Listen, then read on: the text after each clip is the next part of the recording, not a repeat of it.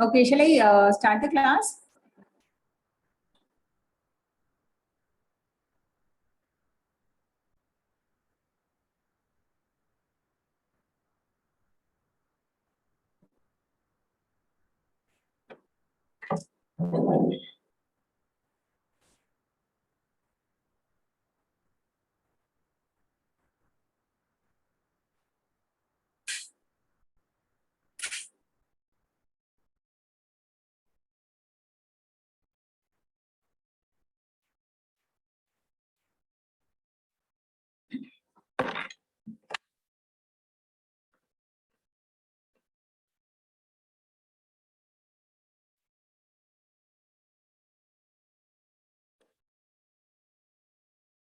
Shall I start the class?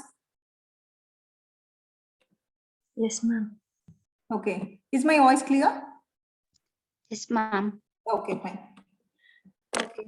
So good afternoon, one and all. So I'll be starting on the platelet disorders. So I'll take in 3 classes.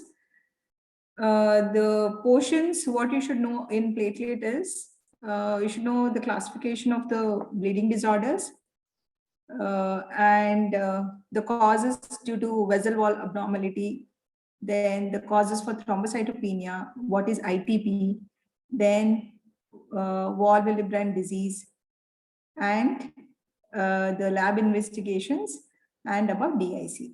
Okay, so all of you are referring Robbins.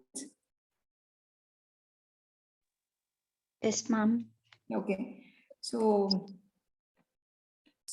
in the first class, so I'll be covering on the classification of the bleeding disorders, the causes of bleeding due to vessel wall abnormality and due to platelets, then about thrombocytopenia and about ITP. Okay, so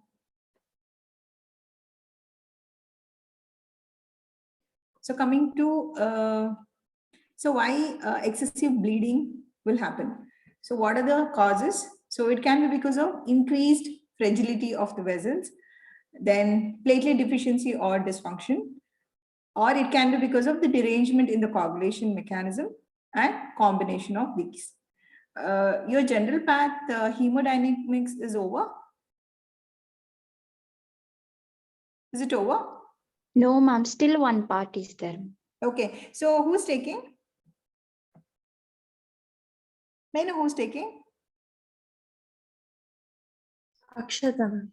Okay. So I think in the beginning, the primary hemostasis, secondary hemostasis, it's covered. Yes, ma'am. Okay. So can anyone tell me, can anyone brief out the functions of platelets and what do you understand by primary hemostasis and secondary hemostasis? So that is the basics. If you understand that, you'll understand the other bleeding disorders. So can anyone tell about the functions of platelets? So how it is formed, how platelets are formed?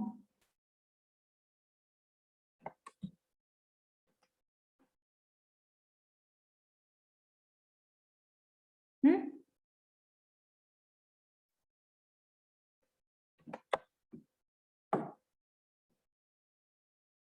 No answer. What does a platelet do?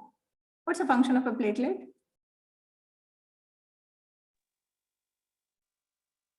It helps in blood coagulation. Yes. So basically it helps in clotting. Okay. Then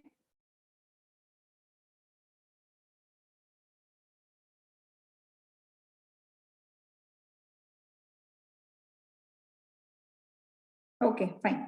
So so the bleeding, the excessive bleeding, it can be because of all these factors. So it's not only related to the platelet deficiency, it is also it can be because of coagulation mechanisms and the increased fragility of the blood vessels. So for any bleeding disorders, the primary investigations which are done are the bleeding time, the platelet count, the PT, that is a prothrombin time, and the APTT, that is the activated partial thromboplastin time. So the normal bleeding time ranges from 2 to 9 minutes. So if it exceeds 9 to 10 minutes, then it is increased, and the normal platelet count should be between 1.5 to 4.5 lakhs. And in case of bleeding, what happens? There will be thrombocytopenia. Then PT is mainly to assess the extrinsic and the common pathways. So all of you are aware of, you would have studied the extrinsic and the intrinsic pathway. So that is the coagulation system. And the APTT, that is the activated partial thromboplastin time, it assess the intrinsic and the common pathways. So these are the initial investigation which is done for any bleeding disorders. So coming to the classification of bleeding disorders, the bleeding disorders can be broadly classified into the 4 categories. So I have referred everything from Robbins. So please study Robbins. So the bleeding disorders caused by vessel wall abnormality, bleeding related to reduced platelet count, that is because of thrombocytopenia. Then the bleeding disorders related to defective platelet function, and hemorrhagic diathesis related to abnormalities in the clotting factors. Is this classification clear? So this is the basis of the whole chapter of platelets. So if you know the broad classification, so you'll know which conditions, where it comes. Any doubts in this? No, ma'am. Okay, so it's basically from the vessel wall abnormality. One is because of reduced platelet count, that is thrombocytopenia, and because of the defective platelet function, and about the abnormality in the clotting factor. So remember this broad classification. So let's see the first classification, that is the bleeding disorder because of the vessel wall abnormality. So here it is also called as non-thrombocytopenic purpura. That is the other name. It's more common and it won't lead to very serious conditions. Okay, so mainly the patient present with petechiae purpura in the skin and the mucous membranes. So petechiae purpura are the small, little tiny spots in the skin. So sometimes they can present with nasal bleeding, menorrhagia, GI bleed. And when we do the test like platelet count, PT, APTT, everything will be normal. So the investigations will be normal. So when the investigations are normal, then you have to think of the vessel wall abnormality. So what are the conditions which leads to vessel wall abnormality? Okay, so the other name for the vessel wall abnormality is non-thrombocytopenic purpura.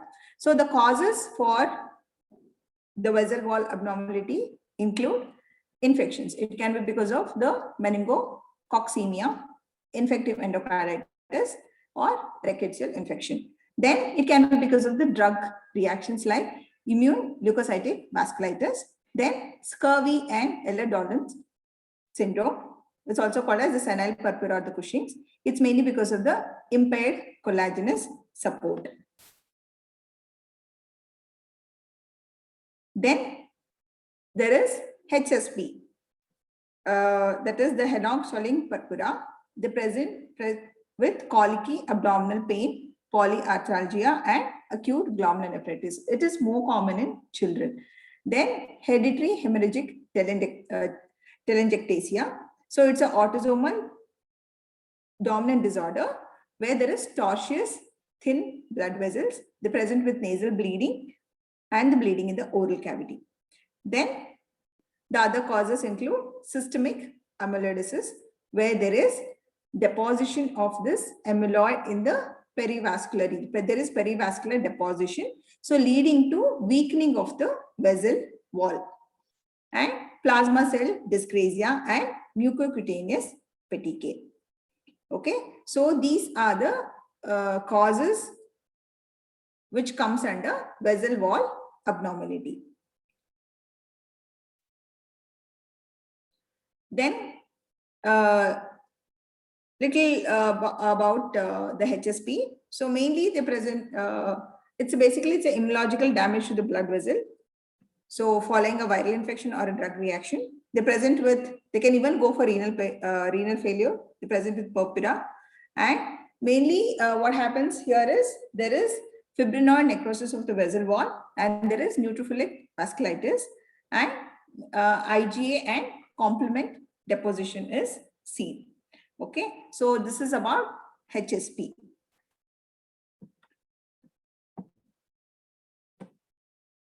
Then coming to, so is it clear about the vessel wall abnormality? Any doubts in that?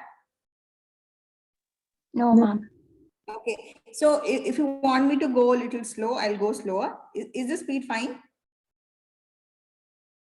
Yes, sir. Is my speed fine? Yes, ma'am. Okay, so then coming to the second category, that is the bleeding.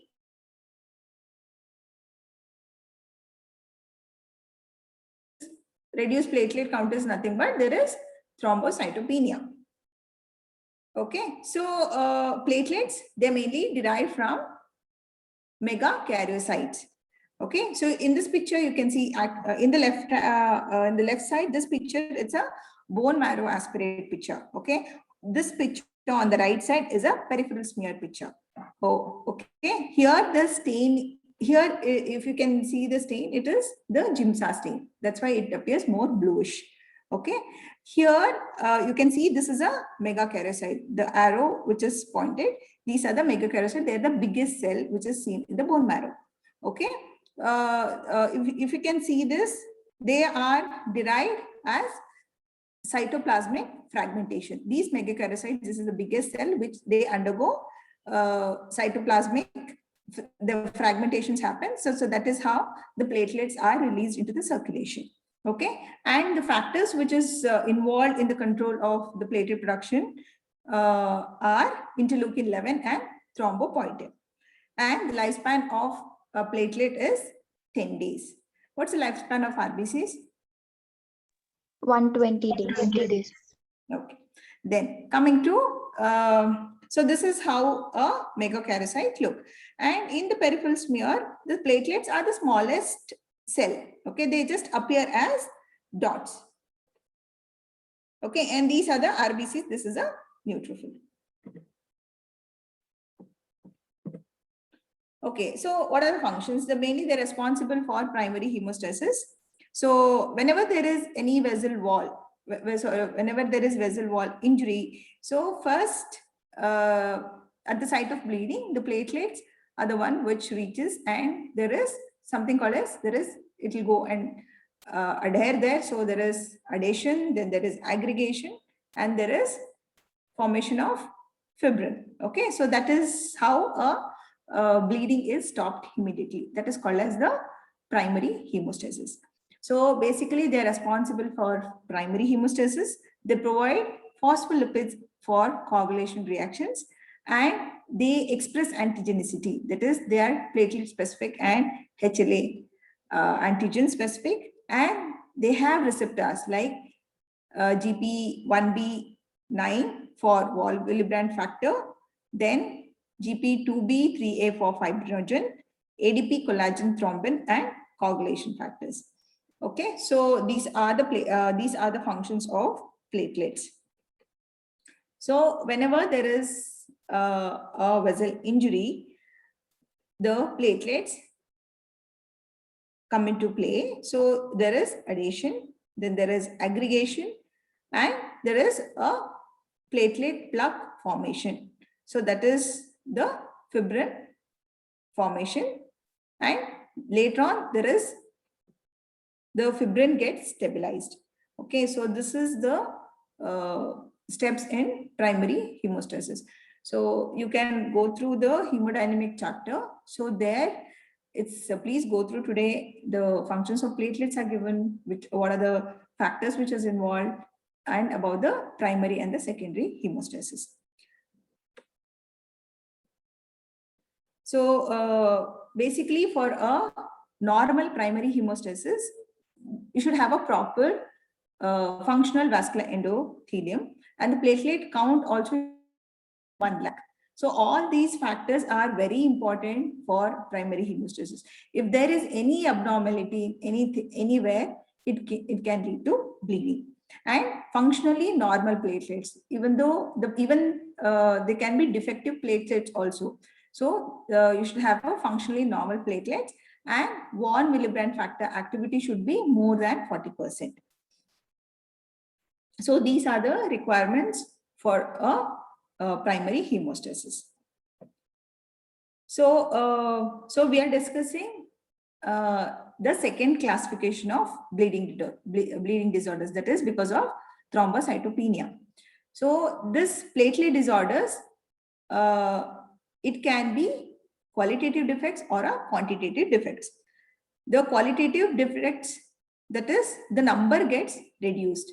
So that can be because of decreased production, it can be because of decreased survival, or it can be because of sequestration, that is hypersplenism, where it is destroyed more by the spleen, and because of the dilutional factors like post-transfusion. So this comes under the causes for thrombocytopenia, that is the qualitative defects. Sometimes there can be defects, that is there can be quantitative defects, that is defect in the adhesion, aggregation, and platelet secretion. So when there is abnormalities in this steps, it comes under quantitative defects. Is this classification clear? Yes, ma'am. Okay, see, that is was first to remember the broad classification, what I told you in the beginning. Then the vessel wall abnormalities, what are the causes? Then coming to the second category, that is the causes because of platelets, that is thrombocytopenia. There, what are the causes you should know? Okay. So normal platelet. So the normal platelet count is 1.5 to 4.5 lakh per cubic millimeter. So if the count is less than 1 lakh per cubic millimeter, it leads to thrombocytopenia. So if the count ranges from 20,000 to 50,000, they mainly they're associated with post-traumatic bleeding. And if when the count falls below 20,000, it involves the skin and the mucous membrane. It can lead to spontaneous bleeding. So in this picture, you can see this is how a petechiae looks, and this is how a ecchymosis looks. So basically, there is bleeding in the subcutaneous tissue. So the second picture, it is more large, okay, and the petechiae are very tiny.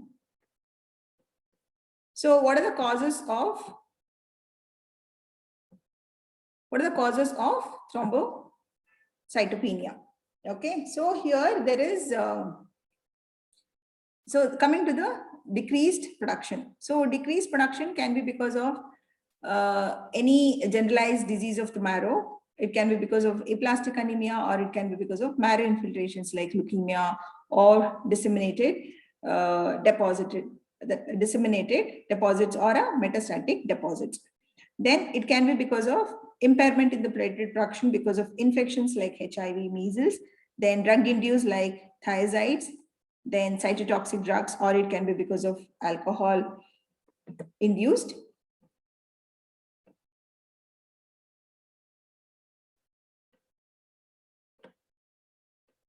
Then non-immunological destruction can be because of DIC, TTP, giant hemangioma, microangiopathic hemolytic anemias.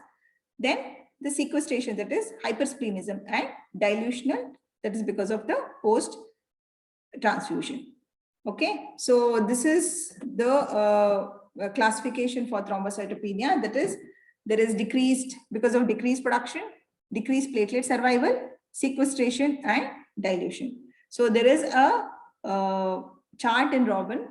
So the same thing I have explained here. So please go through that. Then coming to the platelet production defect.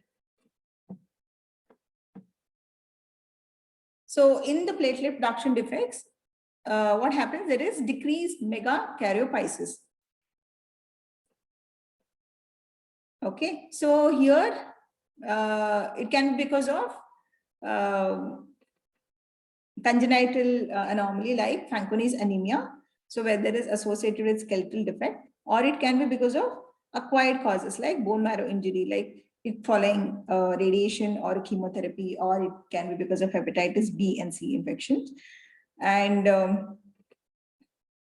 in this picture, you can see, have you all seen a bone marrow slide? So all of you have seen a peripheral smear slide. Have you seen a bone marrow slide?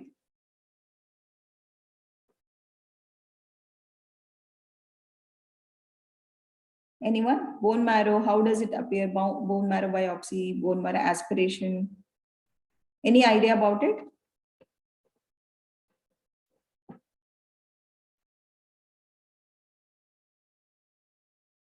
Please answer.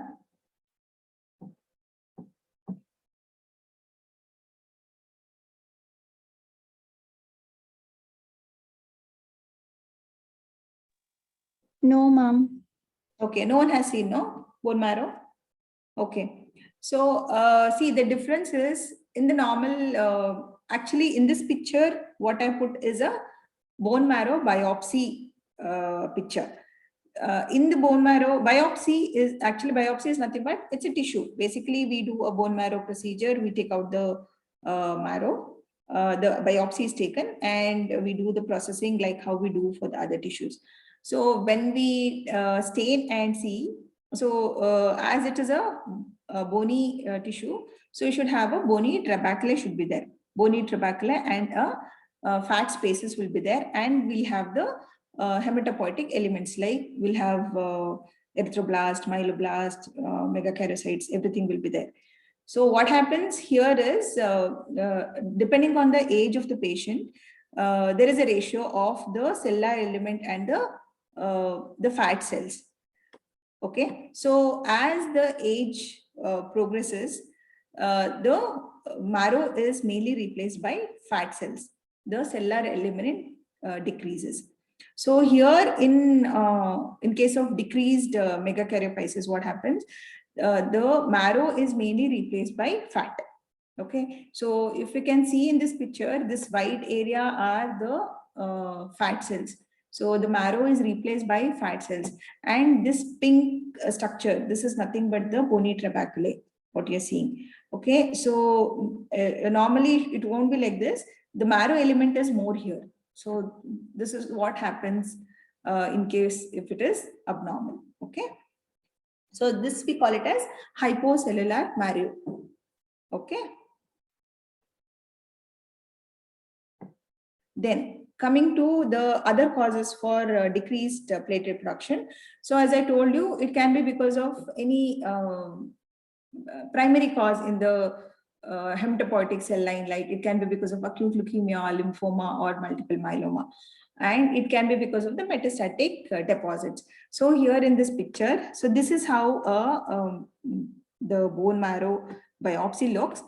These are the bony trabeculae, and the cells where the arrow is pointing, they are the metastatic. They are the tumor cells which have invaded the bone marrow. Okay, so this also leads to decreased production. Okay, these are the causes for platelet production defects. And it can also because of fibrosis, like following malignancy, it can lead to fibrosis of the bone marrow, which can lead to thrombocytopenia. Okay, is it clear about the causes for thrombocytopenia? Yes, ma'am. Okay, then one more causes, it can be because of ineffective erythropoiesis, like premature cell death in the marrow. For example, it can occur in even non-malignant conditions like vitamin B12 deficiency or folate deficiency. Or it can be because of malignant causes like MDS, that is myelodysplastic syndrome. So this picture, what we are seeing is a bone marrow aspiration smear. It's not the biopsy. So it is a smear. Okay, so that's the reason you can see cells here. So that the previous slide what I showed is a tissue. Okay, here bone marrow aspiration. Anyone have seen a bone marrow aspiration procedure? How it is done? Which site it is done? Any idea? On the iliac crest. Okay, correct. Posterior iliac crest. Huh? Then that is the only site. Sternum. Sternum. Okay, then other sides in children. Tibia. Vertebra we won't do. In children, in tibia, children, ma'am. Tibia. yeah, anterior aspect of the tibia. Okay, so normally in the adults we do from the posterior iliac crest. Okay, so sternum, as you said, it's actually hardly, it's obsolete now because of the complications. Okay, and but these are the sites where the bone marrow aspiration and biopsy are done. Okay, so we use a needle under local anesthesia, we take out the smear, and we stain it with normally by Giemsa stain. Okay, so in this smear you can see, can anyone identify the cells here? What is this? Can you see my pointer here? What cell is this? Anyone?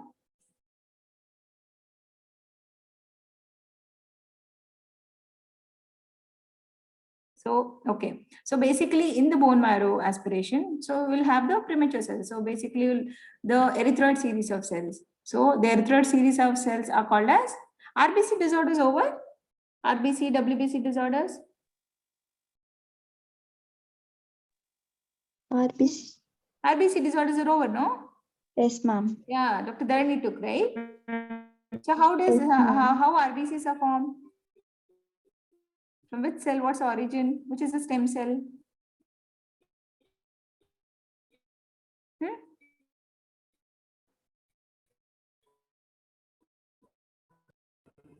Okay. Reticulocyte proerythroblast. Yes. So, okay. So you all should study, okay? I'm asking all the basics.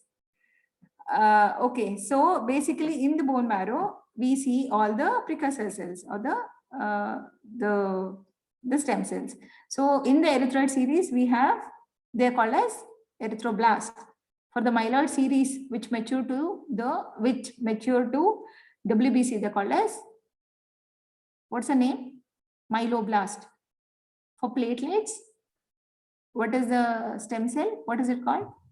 From where it is originated? Megakaryoblast. Okay, so that is how it appears. So here in this picture, actually, the one with like indentation and you have granules, these one, okay, these are the bigger ones. They are the myeloblast. Okay, so which mature to, they mature to what? They mature to neutrophils, basophils, eosinophils, and see, few of them are segmented. And these cells, okay, the one which is a smaller cell, the first cell what I showed, it is actually, it's a erythroblast. They mature to RBCs. Okay, so actually this picture is, it's a non-malignant condition, what I put here. Basically there is in vitamin B12 deficiency and folate deficiency, it can also lead to ineffective erythropoiesis. So can anyone tell what's the function of vitamin B12 and folic acid in erythropoiesis? So why it lead to pancytopenia? Vitamin B12 and folic acid required for DNA synthesis, ma'am. Yes, yeah, you're right. So correct. So especially in our country, most cause for pancytopenia. Okay, first thing you have to rule out nutritional causes. Okay, so it will lead to pancytopenia. What is pancytopenia? Decrease in WBC, RBC, platelets. All the cell lines, basically. Okay, yes, you're right. So all the cell lines will be decreased. That is called as pancytopenia. So in our country, first thing is you need to rule out the nutritional causes. That's the reason we tell the clinician to do the vitamin B12 folic acid assay. So there is no need to do bone marrow aspiration, right? Because it's a painful procedure, you can avoid it. So if it is low, the patient can be treated. Okay, so this also leads to ineffective erythropoiesis leading to thrombocytopenia. Is it clear? Yes, ma'am. Okay, Yes, ma'am. then coming to ITP.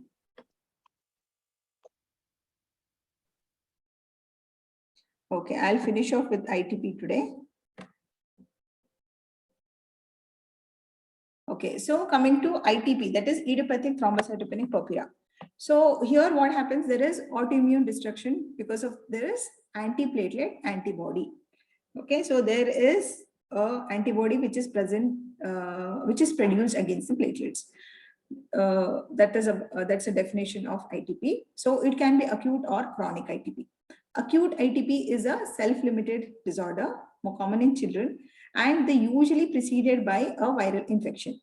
And they are abrupt in onset and after an interval of 2 weeks, and they also resolve spontaneously within 6 months.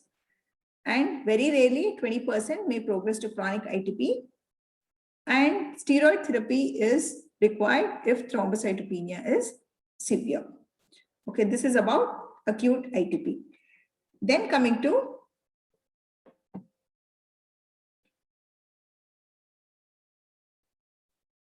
chronic ITP, they are more common in elderly age group, means elderly means in the adults. Then more common in the females. It is insidious in onset. They can, they'll have cutaneous petechial hemorrhages in the dependent areas, and splenomegaly and lymphadenopathy are extremely uncommon. And they'll have a history of easy bruising, nasal bleeding, bleeding gums, and bleeding into the joints following a trauma. And sometimes they can even present with GI bleed leading to him having melena or hematuria or menorrhagia. And it can even lead to subarachnoid hemorrhage and intracranial hemorrhage, which is very rare.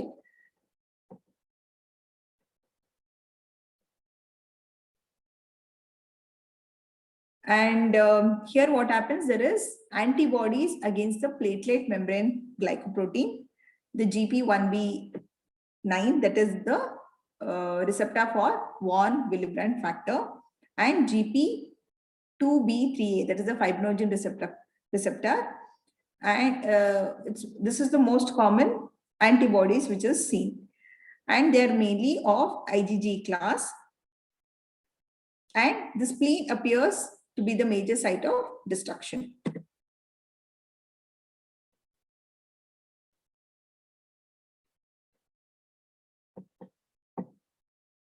So what do we see in a peripheral smear? In the peripheral smear, mainly there is thrombocytopenia. And this picture, what I'm showing is, it's a bone marrow aspiration picture. So mainly there is increase and abnormal megakaryocytes in the bone marrow. And so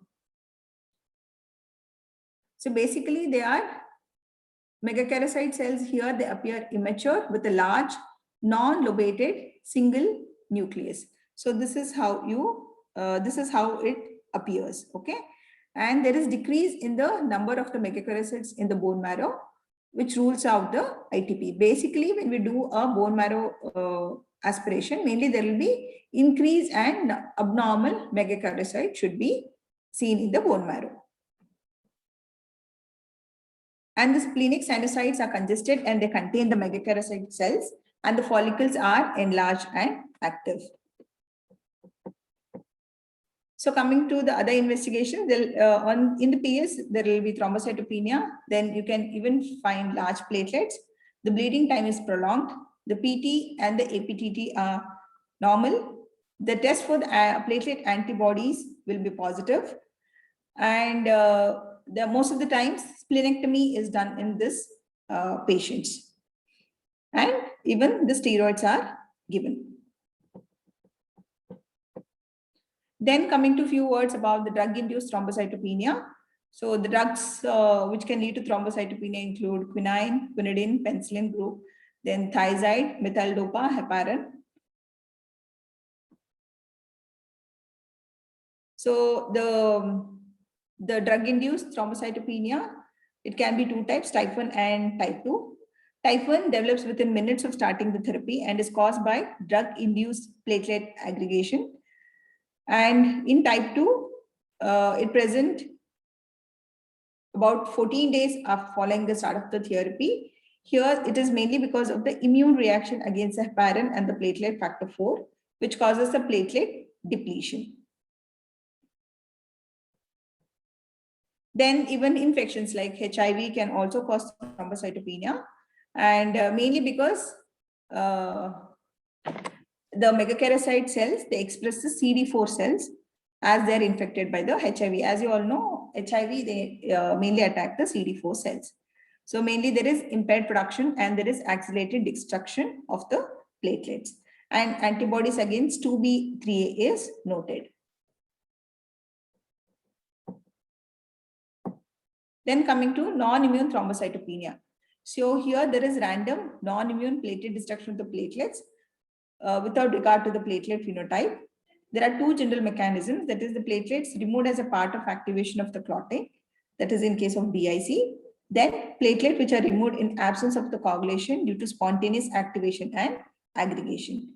So that is mainly seen in TTP and hemolytic uremic syndrome.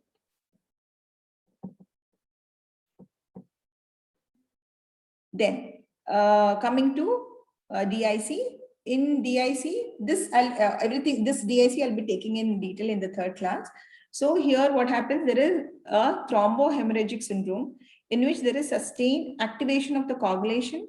Then there is fibrinolysis, which results in consumption of the platelets and of the coagulation and the fibrinolytic factors. So basically it's a fatal condition.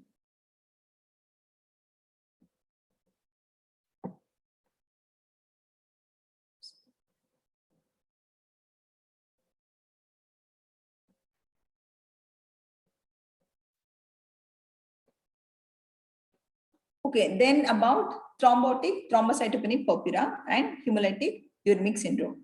So thrombotic TTP, that is the thrombotic thrombocytopenic purpura, it's seen in women. They mainly characterized by the following clinical features, which include fever, thrombocytopenia. It's a pentad. Mainly there is fever, thrombocytopenia. Then there is microangiopathic hemolytic anemia, transient neurologic defects, and renal failure. So mainly there is widespread hyaline thrombi in the microcirculation, which is formed by the platelet aggregation and fibrin.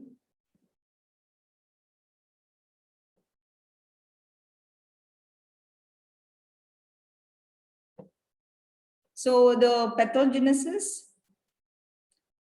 the cause is unknown, but few virus, that is influenza virus infection, can be a triggering agent. So plasma exchange can ensure about 80% of the survival.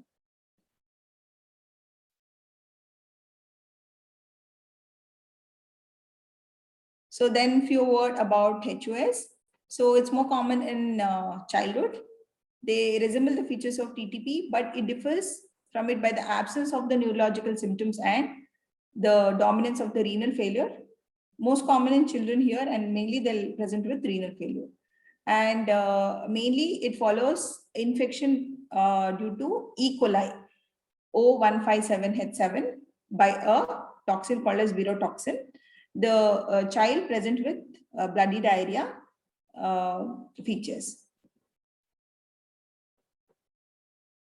Then thrombocytosis. Thrombocytosis is increase in the platelet. So it can be because of chronic inflammation, then splenectomy, iron deficiency anemia, chronic myeloproliferative syndromes. Okay. So any doubts in this class?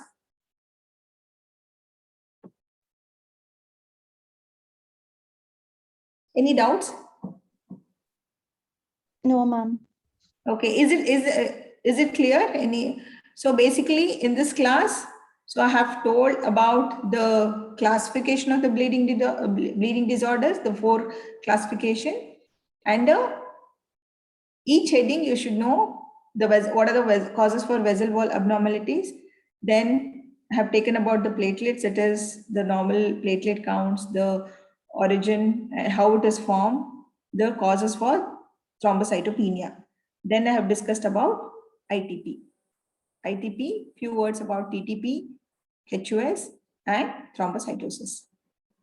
Okay, so all of you please study the third chapter, that is hemodynamic disorders in Robbins, because the basics of the primary and the secondary hemostasis is given. Okay, if you understand that, you will understand platelet disorders well. Okay, any doubts, anyone?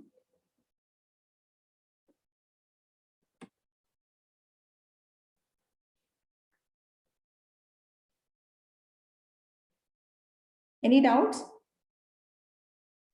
No, ma'am. No, ma'am. Okay. No, ma'am. Okay then. Okay, we'll end the class. Yes, ma'am. Okay, thank you so much. Thank you. ma'am. Thank you, ma'am. Thank you, ma'am. Thank you, ma'am.